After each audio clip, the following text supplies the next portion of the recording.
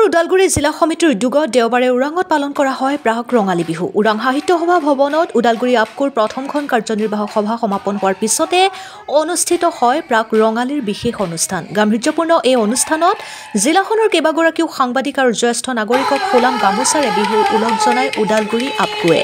জ্যেষ্ঠ নাগৰিক বিনোদ কুমাৰ বৈশ্যৰ সঞ্চালনাত অনুষ্ঠিত অন্তৰংগ আলাপ অনুষ্ঠানত ভাগ লৈ বিহুৱা লোহিত হাজৰিকাই ঢোল পেঁপা গগনাৰে বিহু নাম গাই আপ্লুত কৰে শ্ৰোতা দৰ্শকক। গীতে মাতে জীপাল হৈ পৰা এই অনুষ্ঠানত জ্যেষ্ঠ বিষয়া ডাক্তৰ খগেন নাথ, জ্যেষ্ঠ নাগৰিক ৰাজু বৰাল, গিলা আপকোৰ সভাপতি নৱকুমাৰ ডেকা, কবি নিবাৰণ ৰাভা সমন্বিতে কেইবাগৰাকীও বিশিষ্ট ব্যক্তি উপস্থিত থাকে। উল্লেখ্য যে হাইস্কুল শিক্ষান্ত পৰীক্ষাত কৃতিত্বৰে উত্তীৰ্ণ হোৱা মেধাৱী শিক্ষাৰ্থী কুলদীপ কাশ্যপ আৰু প্ৰকাশ পালক সম্বৰ্ধনা জ্ঞাপন কৰে জিলা আপকোৱে।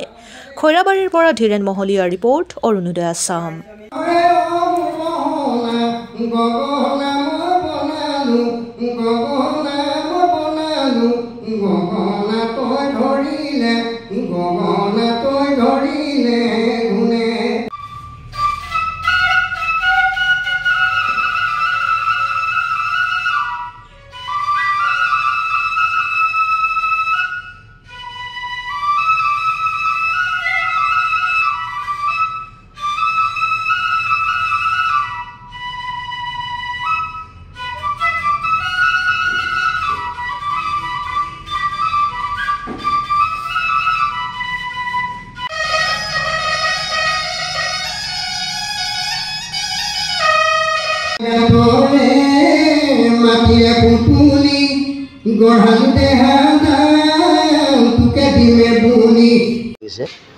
এই কাৰণে লাগিছে যে আমাৰ জাতীয় জীৱনৰ লগত যিটো ভৱিষ্যত আগন্তুক দিনৰ কাৰণে আমাৰ যিটো ৰঙালী বিহুৰ উদযাপন, আজি অতীতৰ পৰা ৰঙালী বিহু আহি আছে, চলি আছে বা আহি আছে।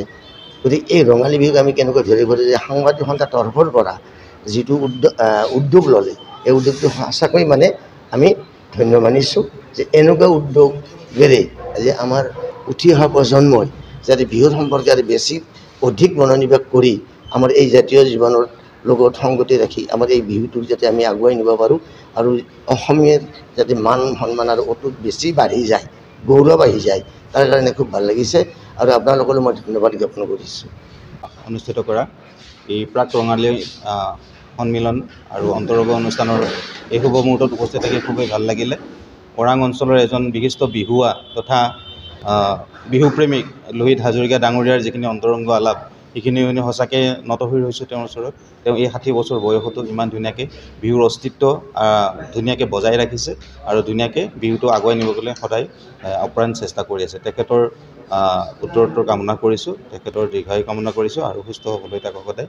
আৰু আশা কৰোঁ আপকোৰ যি এই আজিৰ প্ৰচেষ্টা, এই প্ৰচেষ্টাই নিশ্চয় সকলোৰে মাজত আদৰ্শ হৈ থাকক। আৰু আজি কৃতি ছাত্ৰ কেইজনমানক যি সম্বৰ্ধনা জনোৱা হ'ল, তেওঁলোকেও বহুতখিনি আগুৱাই যাবলৈ উৎসাহ পাব। আপোনালোকে যিখিনি উৎসাহ প্ৰদান কৰিলে তেওঁলোকৰ নিশ্চয় ভৱিষ্যত মানে আগুৱাই যাবলৈ সহায়ক হ'ব। ধন্যবাদ।